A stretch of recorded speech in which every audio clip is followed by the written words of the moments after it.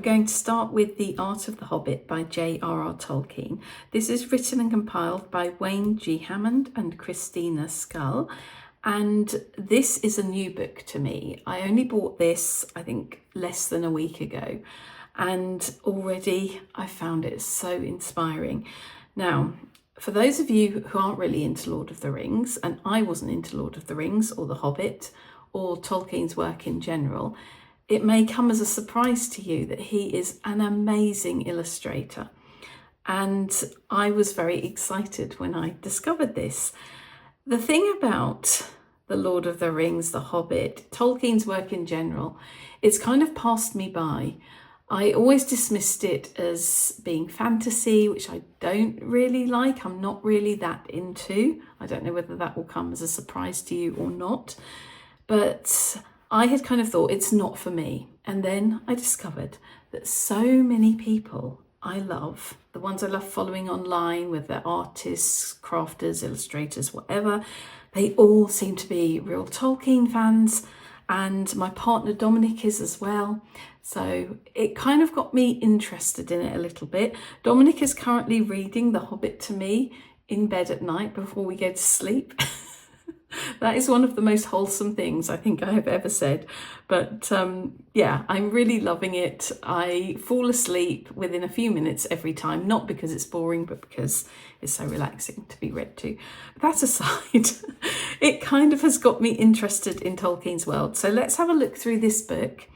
It is a visual delight. There is so much inspiration in here. So I'm going to find some of my favourite pages for you. So one of the interesting things about this book is that it doesn't just show you finished artwork. It shows you, for example, the trial dust jacket that he designed for The Hobbit. And I'm going to show you some of his sketches. He does a lot of rough sketches before obviously working on the finished pieces. And those are included in this book as well. So if we turn the page, we have this gorgeous cover for The Hobbit. So this was the final dust jacket art. And I actually have a copy of The Hobbit with this dust jacket. And I was initially so inspired and attracted to this artwork. It has all of the themes that I love to use in my work. It has night and day, so dark and light, the beautiful mountains, the idea of some kind of journey, kind of following that path, the beautiful trees. I just think it's stunning. I love his style of artwork. I think he uses watercolour really well. So I'm just going to try and find a few of my favourite watercolours for you. This one of Rivendell has to be one of my favourites. I love the hand lettering. I love the border. I love his colour palette, and I think the way he uses watercolours is really interesting and a very skillful and technically accomplished way. And that's strange because he said that he didn't feel he was a very good artist, which I find mind-blowing because obviously this is the work of somebody who definitely knows what they're doing with a paintbrush. I love that in this book you get to see how they use the art in the actual books. So this is the title spread for the second printing of The Hobbit in 1937. Here's his sketch for the Forest River. I love this one. I really love nightscapes. I enjoy painting them myself and I love seeing other people's, and I think he's captured the way the moonlight falls across the landscape really well. It has his sketches as well, so he often sketches in coloured pencil, and I find those really fascinating to look at as well. So this is the artwork for Bilbo Comes to the Huts of the Raft Elves, and the style of those trees is so inspiring to me. There's actually a forest piece in here that I want to find for you. While I'm looking for that, here are some more of his sketches. I'm still trying to find the forest piece, but I just found these, and I love the fact that he's done the same scene but in different media. So here we have watercolour, and here this looks like pen and ink maybe, and wash, and he's kind of developed the scene a little bit more in that one. But his trees, just I love them. I find this so inspiring. This book is just brilliant to flick through. It also has a lot of information as well. This is gorgeous. Okay, this is it. I found it. Fangorn Forest. Love the colour palette of this one. Love the moodiness. He's really captured the atmosphere of being in a deep dark forest.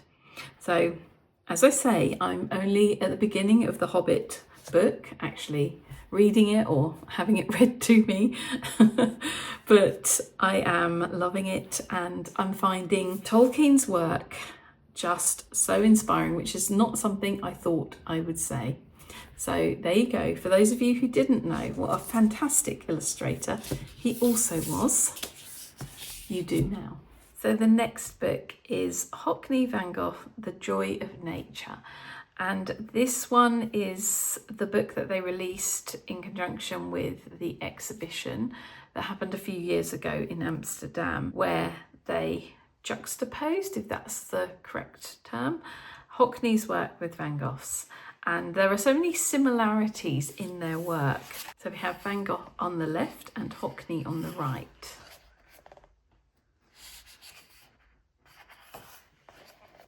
I love how the book starts like this. Beautiful. I love Hockney's work. The series he did when he went back to Yorkshire. It's my favourite work of Hockney's, along with his tree and forest paintings, which were also in Yorkshire. Just love that so much. I love the looseness of that. But yeah, you can see the textures and the marks that they make. There are some similarities. There's quite a bit of text in this book, but we're going to concentrate on the images. I also love that they have photos of Hockney working. I've seen different variations of this, and they're among my favourite photos of him, just standing there in the woods with his canvases painting. I think he was around 70 when that was taken. So as you know, I'm sure you do, he sadly died recently at the age of 88, nearly 89. See, these are some of my favourites. They're just so full of life. I feel like he's such a master of colour. We can only aspire to be so confident in our use of colour. But just the atmosphere of these pieces, it reminds me of being in the woods around here. And it does actually make me want to paint on canvas again and paint larger. So you see the reproductions of his paintings are beautiful, and often we have one from Van Gogh and then one from Hockney. And you can really see some of the influence, I think, of Van Gogh on Hockney's work. That's a stunning piece. I love the way Van Gogh gets so much texture in his work as well. He's another person who wasn't afraid of colour. But yeah, stunning pictures throughout. So if you're a fan of Hockney, I'd say you need to get this book. I'm so glad that I finally bought it. I knew about it a few years ago. I don't know why I didn't get it then, but I'm glad to have it now. I'll just do a quick flick. So you see some of his sketchbooks as well. Absolutely love his loose watercolours of the Yorkshire landscape. I have that sketchbook book, which I featured in a previous book video. Anyway, there we go. Really, another book just full of inspiration. I'm going to be a bit cheeky here and show you some of my art books. Well, they're not really art books, they're zines. For those of you who don't know what a zine is, it's a small art booklet that artists and illustrators produce to share some of their work. They can sometimes be themed, like these ones are. I'm currently doing a series throughout the year of the different seasons.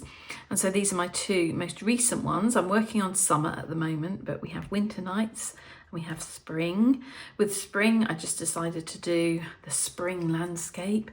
With winter nights, it was very much centered around the kind of magical frosty winter nights that you get. So I will quickly show you both of these. I'll leave a link in the description to my shop because they are in my shop if you'd like to see more. But yeah, I'll give you a little quick flick through. So they're kind of really a nice way to showcase your work, and I am enjoying doing them so much. I'm enjoying making the work for them, and I'm enjoying also putting them together in general. So my friend Crixus helped with the technical side of this one, with the design, and with my most recent one Dominic helped. So I'm very grateful to both of them.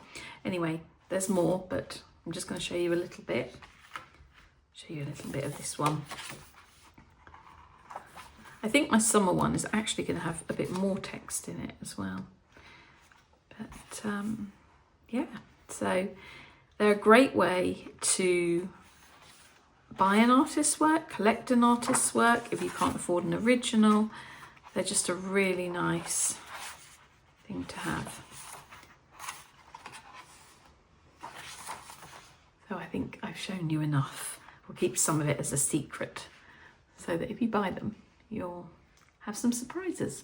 This is another one of my favourite artists, Alfred Wallis. I love folk art, and Alfred Wallis was a Cornish folk artist in that he didn't have any formal training. He actually took up painting later in life after his wife died, and he wanted something to kind of occupy his time.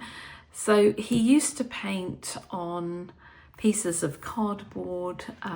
He used to use, I believe it was like just household paints and things like that. So he is very much in the naive art, folk art tradition. I actually have a signed copy of this book, which I'm really pleased about. It was written by Robert Jones, and I think it's the most extensive book on Alfred Wallis's work, certainly that I've ever seen. There's so much to inspire you in here if you love folk art. Let me just check that that is focused. I love that he would often paint on strangely shaped pieces of card. I think somehow it really adds a uniqueness to the work, which has inspired me in the past. I have actually painted on pieces that I've then kind of cut out into the shape of, for example, I did one with a little cottage and trees, and I really enjoyed that. I don't know why I didn't do more actually, but I started getting into that at one point. But this has lots of fantastic old photos as well as his work. It's just such a hefty book. It's a real coffee table book.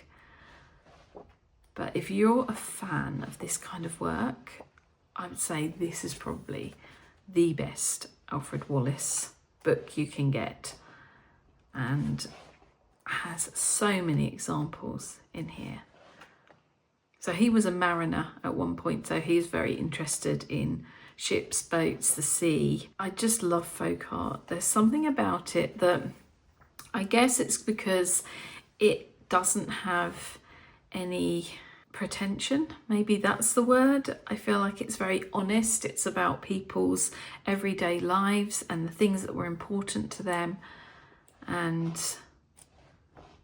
yeah, just super inspiring. There's so much in this book that I could share with you, but hopefully you're getting an idea.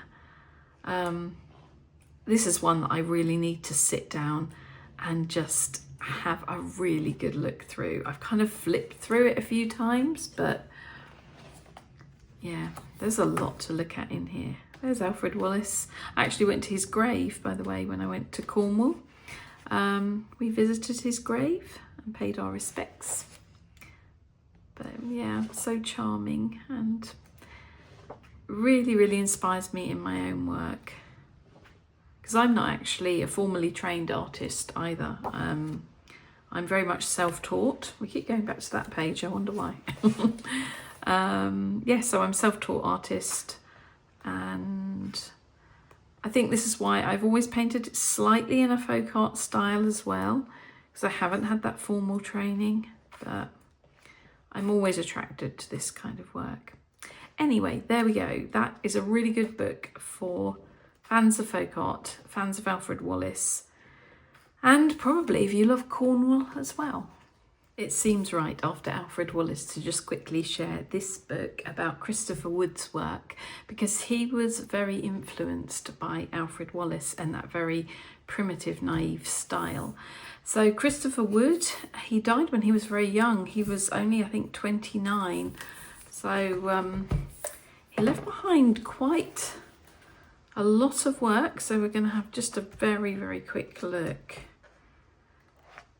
This is a very nice book on his work. Again, if you're into this style of art, which I most definitely am, you can see the influence here of Alfred Wallis.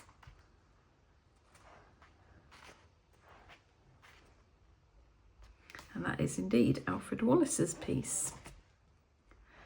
But yeah, a really nice style, and love these very charming folk art style landscapes.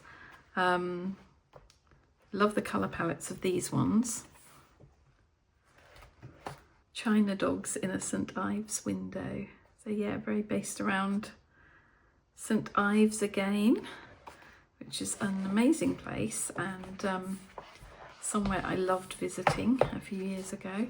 But this is gorgeous. Is that in focus?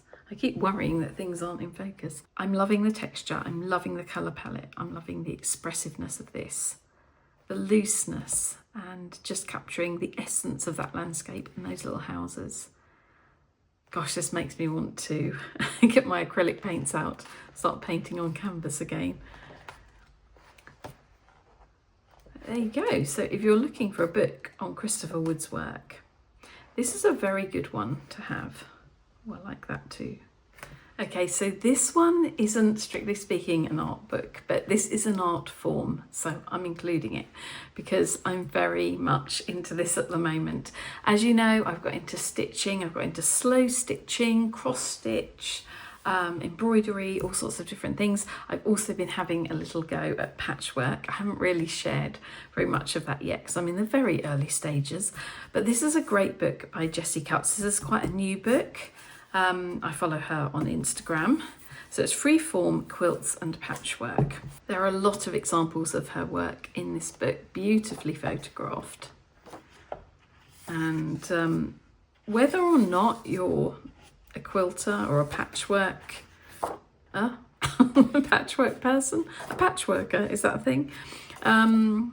Whether or not you are, I think it's an inspiring book.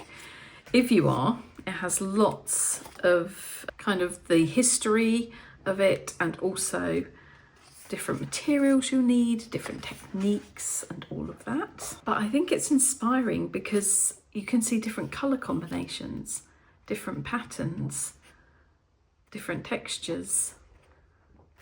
Just a lovely book to flip through to get inspiration. And also, as I said, very useful if you are very much wanting to try this art form. But yeah, it's inspired me a lot recently, and I know that I'm going to be using it a lot more in the future as I kind of try to develop my patchwork skills. So yeah, I'd highly recommend this book. So this book was a present from Dominic last Christmas, and he grew up reading the Brambly Hedge series of books. I actually can't remember reading these. He was very surprised when he found out that I had no real recollection of them. I don't think I read these when I was younger. If I did, maybe it was fleeting and I don't know, I just can't remember it. But it's very much my kind of thing now. So he bought this book for me. It's A Visit to Brambly Hedge, The Making of the World Within the Hedgerow. So Jill Barklem was the illustrator behind Brambly Hedge. And let me just check that this is in focus again. Sorry, I keep saying that, but it's quite important when you're looking at things. What I love about this is you get to see the artist's process again. So it's a little bit like that Tolkien book in that you see the inspiration, you see the sketches. I love that she did a map. I'm very much into the maps at the moment. I don't know whether I talked about the maps in the Tolkien book, but I'm being very inspired by all of this. I'm working on something map-like at the moment. I haven't shared it anywhere, but hopefully you'll get to see something along those lines soon. But yeah, let's have a quick flick through this. You can see the illustrations are really charming. It's a whole little world of these lovely creatures. They live in a tree. And I just love her imagination. I want to share with you, actually, where is it? You get to see the actual tree that she was inspired by. Okay, so here's Jill's real life reference for the hornbeam tree. And there's the cross-section illustration. So you can see it's very much based on that real tree. And the old oak palace, this is her real life reference for that tree. I love seeing things like this. I think it is just so interesting to see where the illustrator got their ideas from initially. I love her workspace as well. It's really rich, layered, quite chaotic. I love that she's brought in all of these different little bits from nature, like all these little nature finds, and she's got them all around her while she works. It is a beautiful book. So if you're a fan of Brambly Hedge, or even if you want to find out more about it, because as I say, I'm not really that familiar with it, but I found this book so inspiring. The Mice Who Live by the Sea. Look at that. The illustrations are just so detailed, and there's so much to their little world. They celebrate the seasons. So that's midwinter celebrations. So the book is kind of separated up into different seasons as well. Should we have a look at autumn, my favourite season? Those lovely rich colours. But yeah, she included so much detail. There's so much going on in their little worlds. And it's so cosy. It's just comforting. I think we all need something a bit comforting at the moment. And this book is that. So if you'd like to get an insight into the inspirations of the illustrator and their process, this is a great book for that. Okay, something a little bit different. This was kindly sent to me by the publisher. I'm obviously in touch with Leslie. Now, I don't know how to pronounce her surname. If I say Stroz, is that going to be wrong? If I say Stroz, is that going to be wrong? Stroz. Leslie, if you're watching this video, please tell me how to pronounce your surname. Anyway, I'm sure that many of you are familiar with Leslie's work. She does things like the 100-day painting project, where she works on 100 miniature paintings. She has a very successful YouTube channel, so I'm sure that a lot of you are familiar with her work. So we're going to have a quick flick through her book, which they kindly sent to me.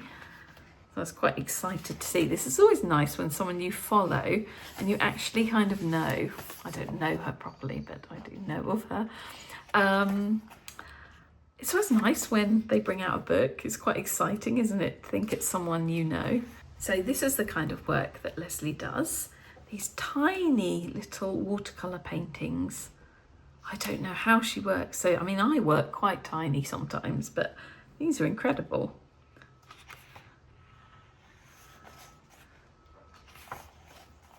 And I also love in books when you get to see, as I said, the artist's workspace. I love to see a little bit of the behind the scenes, which is why I included that photo of my desk in one of my zines.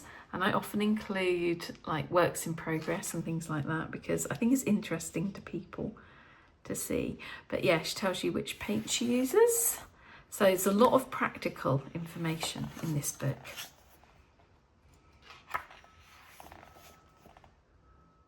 She has such interesting little kits that she works with as well, that she takes out with her on location. So if you're into all of that, this is a useful reference. But there's a lot of instruction in here, so it's a very useful book in that respect. So there are tips for certain things like painting skies. bodies of water. What is that strange noise? Can you hear that? I think somebody's using some kind of tool. There's a lot of building work and things going on out there. Our neighbours are having something done. Yeah, drawing mistakes and how to fix them. So there's so much in this book. I would say it's well worth getting if you're very much wanting to paint outside, paint on location, and you're interested in miniature painting as well. Look at these tiny little kits. Incredible. She's a fan of the Sendak roll as well. We share that. We have that in common. But yeah, she's got travel setups, painting from your vehicle, always a good idea. I love painting from the car. So yeah, Leslie, well done on this book. Obviously, I'm only just flicking through. There's a lot I haven't shown you. But yeah, definitely worth getting. It must have taken her forever to put all of this together, so I am in awe. And finally, we are going to have a look at a new book that I bought the other week called Barn Quilts and the American Quilt Trail Movement. So I recently did some illustrations. Maybe I can put them on screen here while I talk. They're very much inspired by my love of patchwork and quilts, and yeah, I was just playing around, having fun with that idea. And then when I posted them online, somebody said to me they reminded her of barn quilts in the United States. And she said to Google it, look it up, and I did, and I quickly became completely addicted to looking at pictures of barn quilts. So I'm going to quickly show you some of them in this book. So they are basically, as it would suggest, they are like quilted blocks, quilted patterns, but painted, which are then placed on barns. They're just so brilliant, and I really want to do a painting with some barns with barn quilts on them. So there's often a story behind the patterns that people will choose. So it could be a bit of their family history or the history of the area, something like that. They're just such a lovely idea, and there are so many different ones. That's incredible. And I would just love to do that. If I had a barn, it would totally have a barn quilt on it. But I'm thinking they could be quite fun to include in a painting. I was so thrilled to find this book, and it took ages to come. I actually ordered it from Amazon, but I think it came from America, just because it took so long to get here. But hopefully I'm giving you a good look at several different types. But I just think they're such a beautiful idea. And because I'm very much into quilt blocks, look at that one in the snow. I just love them. Anyway, there we go. That is the end of this episode of my favourite books. I have lots of other book videos if you want to have a look at some of the other ones I have in my collection. I'm building up quite a library of art and craft books recently. I mean, over the last few years, my collection has really expanded. So I like sharing them with you. And yeah, if you enjoyed this video, please give it a like. Please hype it if you can. That really helps the videos. So if you can hype, that would be absolutely brilliant. It helps them to reach a wider audience. And yeah, check out anything in the description below. Check out my channel memberships or my Patreon. All of that jazz. But I really hope you enjoyed this video and that it's inspired you.